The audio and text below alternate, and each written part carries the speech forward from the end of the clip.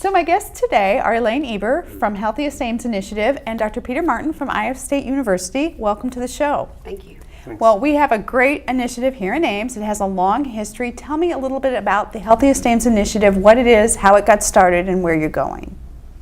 Well, the Healthiest Ames Initiative is an outgrowth of the Blue Zone efforts that the Ames community first started. As we were pursuing being a Blue Zone certified community, we identified so many positive policies, facilities, and programs already in place in Ames that we really felt like we had some great momentum. In doing that and looking at the Blue Zones, we felt like we could do a better job if we were self-directed, tailoring the programs to the Ames community. Well, even before we went into Blue Zones, we talked about becoming a healthier state in general. This Exactly. initiative to look at how Iowans were doing in different health criteria, and the Blue Zones didn't exactly work out the way that your group had thought. No, I think, frankly, one of the things that was so refreshing is that we had so many things already in place. We weren't a good demonstration site for Blue Zones, as the improvement would not be nearly as marked or vast. So we felt that was a very positive thing for us. And with the Healthways Well-Being Index, Ames scored very, very high, not only for the state, but for the nation. So we have, we have a tremendous tradition here. Our parks and recreation programs are outstanding. The fact that we live in a community with a world-class research institution, all of those factors go together to create a great environment for us to pursue healthy living and well-being. And this initiative started more than a year ago, is that correct? Yes, about 18 months ago, we started the program. And grew out of the governor's idea that we would become a healthier state. Exactly. Now you've kind of taken a new direction. We have. What we've done is, what I think is so interesting, Susan, is that we started this Blue Zone board. All of those individuals have stayed on this board. They are committed, they have high energy, so we're just taking it a further step. One of the things we've done is to continue a relationship with Wellmark. And Wellmark is providing us with great consultants, experts in their fields, resource materials and programming. And they've made us aware of the Center for Disease and Control's Change Tool. And the Change Tool is a data-based program that allows a community to assess the positives in those areas that also need improvement within the community. And we're using 7 sectors of that, which includes government, the community at large, which would be organizations and institutions that are engaged, the health sector, work site,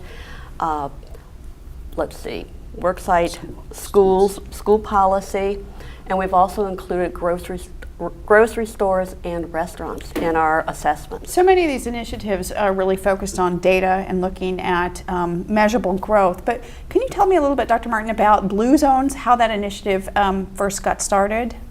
Well, the initiative started with Dr. Michel Paulin in Belgium, who is a demographer, and just looked at areas around the world that had many long-lived people, and as a demographer, he would look at these areas and actually take a blue pen, and he would encircle these areas, and he called it then Blue Zones. So these are longevity areas around the world. And after he had identified them, he started visiting them and to see what is it in those areas that we can learn from for any place in the world that wants to lead a healthier life. And so really the Blue Zones concept started with demography, just to try to figure out, are there healthy longevity places in the world that we should look at? And then they did find some common factors. They did. The most important part is that 80% of longevity was explained by lifestyle. So often we thought it's just the genes that you had. And certainly genetics plays an important role, but you can't change your genes very easily. So wait, let me get that clear. 80%? 80% is lifestyle. So it's not predetermined. No. So we are talking about health behaviors, eating the right things, avoiding the wrong things, exercise and activity, And those were the things that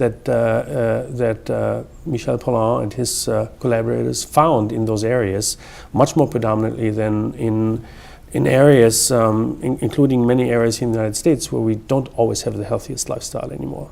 Now, did any of the areas in the United States, were they identified as blue zones? Yes, there's one area in California, the Loma Linda area, that is also one of the blue zone sites. And it is a group that just leads a very healthy lifestyle. They don't drink excessive alcohol. They exercise a lot. They avoid soft drinks, and so a lot of the things that we consider to be healthy lifestyles. So the Healthiest Ames initiative has continued now in its second year, and you have a lot of exciting things happening. What are some things on the radar? Well, we just had about a month ago a wellness forum for the worksite employees, which was very, very productive and very well attended. But I'd have to say probably our most exciting endeavor right now is a terrific program that is scheduled for April 24th that, through the good graces of Dr. Martin here, is facilitating. And he's actually bringing Dr. Poulain and Dr. Poon here, who started the Blue Zones, and they will do a presentation. And Dr. Poon has a really good title for this program. Yeah, he will talk. His title of his talk is "Let's Talk Longevity." So we hope it's a very understandable way to talk about the kinds of things we've learned about lifestyles, good lifestyles that lead not just to a long life, but to a healthy long life. And Dr. Poon has been involved with longevity studies for the last 25 years, and has been involved with an international consortium of longevity studies that brings together people from Japan, Korea, places in Europe, here in the United States. Iowa State, we are part of that consortium too. And so we get together once a year to share what are the latest findings about healthy longevity. And so I hope he's figured out what it is that makes healthy longevity, and we'll hear next week about it. So this is amazing. Next Wednesday, April 24th, 7 p.m. here in Ames. Right. Ames residents will be able to experience these leaders in health and longevity. Tell me more. Well, it's free to the public, and it starts at 7 o'clock. We're extremely excited about it.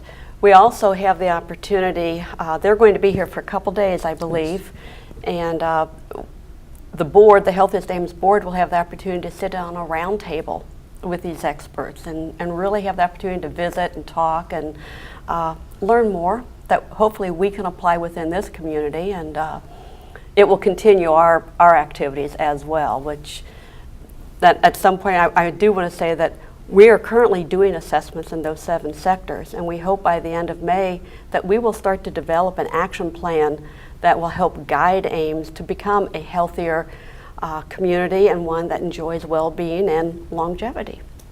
Well, this is such an exciting opportunity. So Wednesday, April 24th, the title of the lecture again? Well, the title that Dr. Poon will talk about is "Let's Talk Longevity," Okay. but it has a broader perspective on living well and aging well. So it's not just focused on long life, but also what are the kinds of things that we need to do at any age, because we don't want to just focus on late life. Maybe too late if we start, wondering what to do when we're 80 or 90. But it's healthy longevity is a lifespan task for all of us. It starts in childhood. It's important for kids in high school to develop the right lifestyle and behaviors, and certainly anytime through our adult lives as young adults in midlife and later life.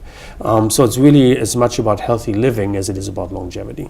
So when you talk about longevity, I think a lot of times maybe seniors' ears perk up and they want to hear more. But you're saying this is a lecture for every age. It's for everybody, really. As one example, Dr. Poulain, is working now with the population in Sardinia, Italy, which is one of those blue zones, and Icaria in Greece, which is another one of those blue zones. And we've all heard about the Mediterranean diet and lifestyles in the Mediterranean. So I hope that we'll hear a lot more from him of what is it that we actually can do, how hard is it to change things. And both Dr. Poulin and Dr. Poon are very open to questions, interacting with the public. I'm sure there will be some time for questions and answers after their presentations. We have the meeting with the board that allows us to really just get an outside view on what we're trying to do and bounce this off with some internationally known experts, and we're very fortunate to have that opportunity. So this will be more of a series of lectures from each of our experts or a panel discussion. Do you have a format in your mind of how this will all work?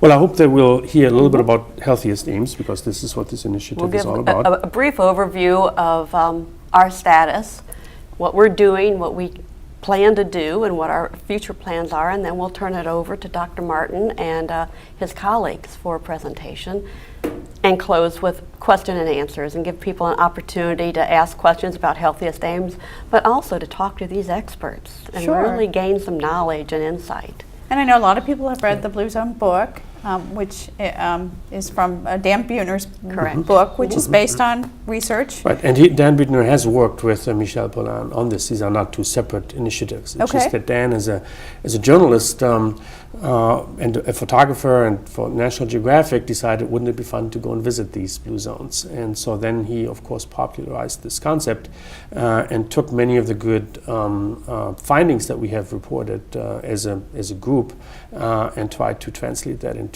community programs. So our speakers are willing to stay on afterwards and sort of interact then with the audience if they have questions about this research that they've been exposed to, or just about how to live a healthier life. Then the experts will interact. That is a fabulous opportunity for Ames residents. I really hope that you have a huge crowd. We do too, and like Dr. Martin said, this is for all age groups. This is not longevity for senior citizens, but the full spectrum. And that's what Healthiest Ames is trying to reach out to. Not just one special age group, but the entire age range. And that's so critical to us. So this is not for the dietitian or the kinesiology major. This is for just anybody interested. Everyone. it's designed for the public, yes. Excellent. What a fabulous opportunity. You mentioned there is no charge to attend. No charge. The auditorium does hold several hundred people. You so bet. I hope that you have a wonderful turnout. I plan to be there. Excellent. We'd like to hear Looking forward that. to it, yes. Well, thank you both so much for stopping by. It's always so exciting to see what the initiative is doing. I wish you the best of luck. Thank you for Thank the you. opportunity. So remember, that event is Wednesday, April 24th at 7 p.m. It's at the Ames City Hall Auditorium at 515 Clark Avenue. And if you can't make the event, remember you can watch the rebroadcast on our own Channel 12. Well, that's our show for today. Thanks for watching, and tune in next week for This Week in Ames.